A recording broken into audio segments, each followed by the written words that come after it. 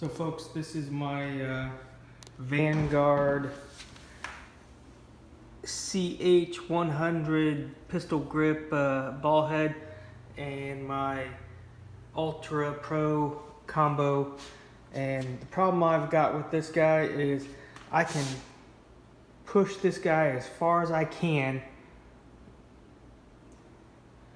to lock it, and when I try to shoot, I'm a real estate photographer, and when I try to shoot like HDR,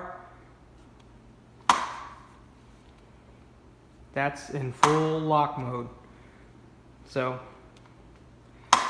when I try to shoot bracketed photos, if I try to angle it at all, this is what I get.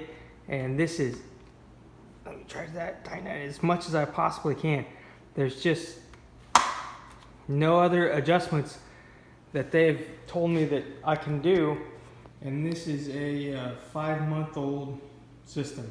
Worked great for about 3 months, and then I started seeing it slow down. But this is what you get. So I would suggest they either fix it or go to a better tripod if I was you.